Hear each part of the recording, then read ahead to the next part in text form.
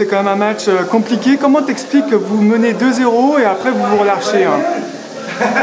Le but c'est que physiquement on a un peu lâché. On pensait avoir le match en main avec 2-0.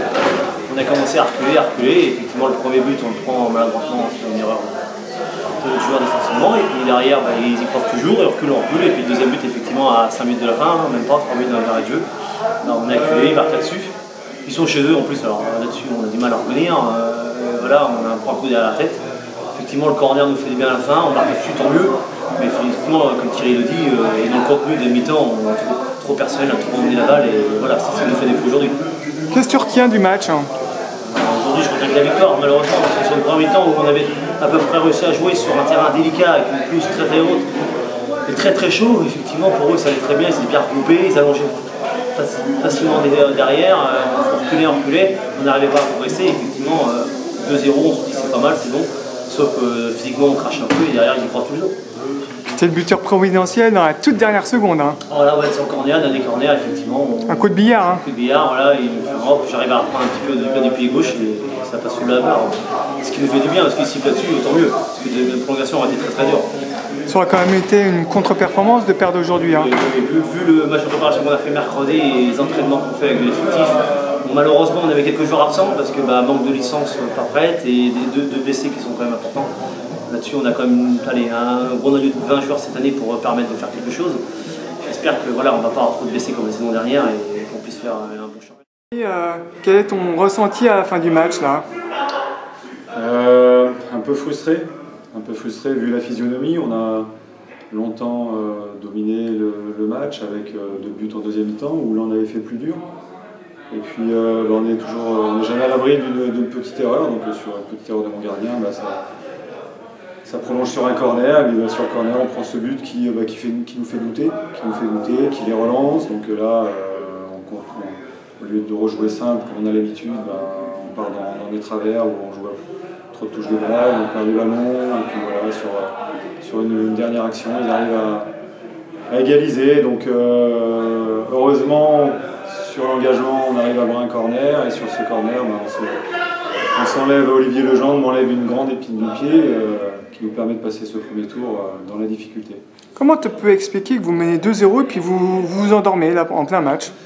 C'est notre deuxième match officiel. On a repris depuis le 16 août, donc je peux comprendre éventuellement la fatigue. Après, c'est logique, je pense que c'est logique. Mais je leur avais dit que si on ne voulait pas s'embêter à galérer jusqu'à la fin du match, il fallait jouer simple, à donner le ballon et à proposer des solutions. Là, on a fait l'inverse, on a gardé le ballon et on a couru avec le ballon. En plus, c'est vrai que la chaleur et le terrain, l'herbe assez haute, ne nous a pas aidé.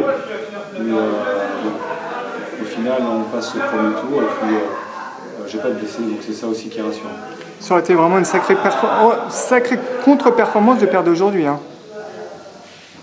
Vu la physionomie du match, oui. Après, on sait très bien que la Coupe de France, ça mène sur l'eau de surprise. Donc, ils viennent juste de descendre de D2. On les avait l'année dernière dans notre groupe. On savait la qualité de certains joueurs. Donc, non, ça n'aurait pas été une contre-performance, puisque nous aussi, on essaye cette année de viser plus le championnat que la Coupe. Mais c'est vrai que, comme je répète, vu la physionomie du match, j'aurais été un petit peu déçu d'aller aux prolongations ou alors de perdre ce match. Qu'est-ce que tu as dit à tes joueurs à la fin du match dans le vestiaire? Malheureusement, j'aurais un petit peu cassé l'ambiance puisque c'est vrai qu'ils étaient un petit peu euphoriques. Après, je sais bien l'effectif que je vais avoir cette année, de qualité. Et je pense qu'à mon avis, cette année, le championnat va être un peu plus relevé que d'habitude. Donc, on ne peut pas se permettre d'avoir des petits couacs comme ça. Si on veut viser le haut de tableau. Donc je préfère les mettre en garde tout de suite, qu'ils sachent à quoi s'attendre, que laisser un petit peu l'euphorie s'installer et qu'on ait des déconvenus au début du championnat. Justement, Thierry, pour finir, quels sont les objectifs de la Saint-Sylvain d'Anjou cette année?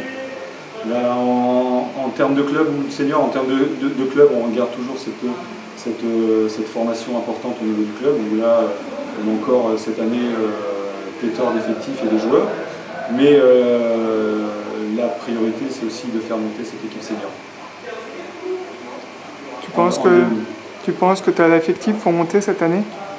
Disons que par rapport aux 2 dernières années, l'effectif est de un petit peu meilleure qualité. Et surtout, l'apport de 5-6 joueurs pour notre équipe 1 fait compenser le départ de certains joueurs.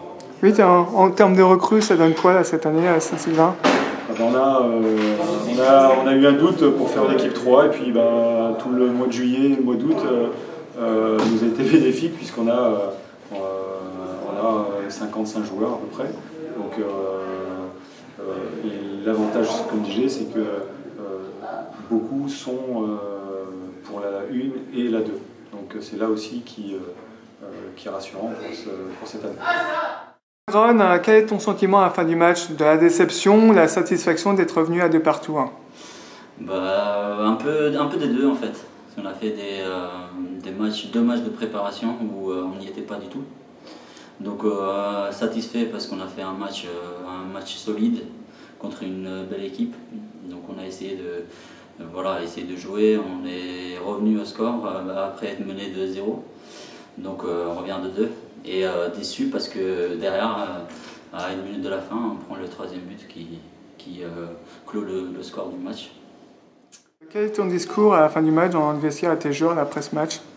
Je leur ai dit qu'ils peuvent être fiers de leur match parce qu'après être mené 2-0, je ne sais plus combien, il devait rester un quart d'heure du match. On revient à 2-2, il faut avoir les forces mentales, physiques, avec la chaleur c'était compliqué. Donc on revient à 2-2, on peut être que satisfait. Après c'est vrai que ce dernier but nous tue un petit peu, mais bon voilà, déjà on avait fait le plus dur et c'est ce qu'il faut retenir. On sent que l'équipe est assez soudée, hein, ça s'encourage sur le terrain. Oui, c'est ce que j'ai demandé dès le début du match. Et j'insiste vraiment là-dessus parce qu'on a vu au premier match amical où c'était un peu, il n'y avait pas assez d'encouragement et on est passé complètement à côté.